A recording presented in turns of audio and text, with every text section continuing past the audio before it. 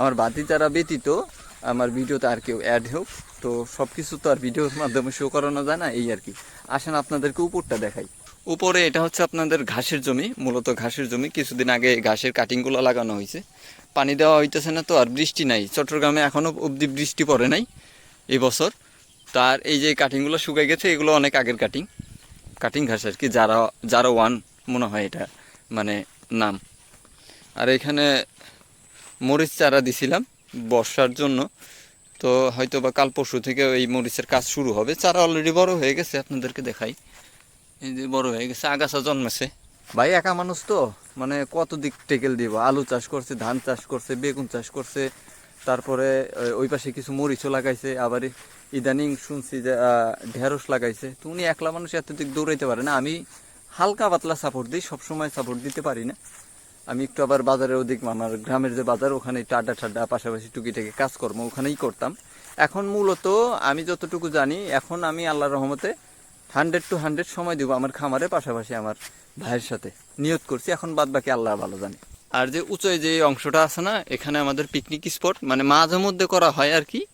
আর এখানে গরুও চড়ে, যেমন এখন তো ওই দেখতেছেন শুধু মাটি, একটা বৃষ্টি পড়লে এই যে ঘাসগুলো আছে না, এই ঘাসগুলো মুরগিতেও খুব সুন্দর খায় আর গরুতেও খুব সুন্দর খায়। এখন এই যে এই ধোয়া জায়গাতেই খাইতেছে, গরুর খুব কষ্ট হইতেছে, কিছু করার নাই। যদিও 12টা গরু, কোনো ঘাস নাই, কিছু নাই। আপনাদেরকে বন মোরগ দেখাই, বন মুরগি সরি, হয়তো বা জুম করে দেখাইতে পারবো কি না।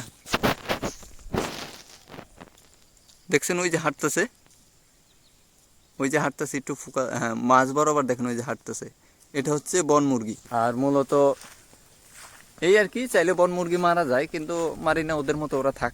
আমারই মুরগি আছে, আমি বন মুরগি মারি, আর কি করবো, মায়ে এগুলা পছন্দ করে না। আর মূলত পাখি, এর আগে একটা ফাঁদ দিয়ে বক ধরছিলাম, ফাঁদ পাইতে রাখছিলাম, অটোমেটিক ফাইসে গেছে, তো ধরছি, মা কয় ছাইরা দে, এরও তো একটা পরিবার আছে, দেখা গেছে বাচ্চা কাচ্চা আছে, তো মূলত এই কারণেই ছাড়া। আর আমারও ওরকম পছন্দ নেই এগুলো ধরা, কিন্তু দেখতে ভালোই লাগে। এটা আমার খামারের মাদার কোট টাইপের একটা গরু, কাছেও যাইতে দেয় না, দেখেন কেমন করে ছটফট করে, লাঠি দেয়। ওর দুধ আজ পর্যন্ত খাইতে পারিনি, বয়সে বুইরা ঝুনা হয়ে গেছে, ওর দুধ আজ পর্যন্ত খাইতে পারিনি। মন চায় টুটি দেই রে। আর এরে আনা হয়েছে প্রায় 1 বছর 1.5 বছরের মতো হয়েছে।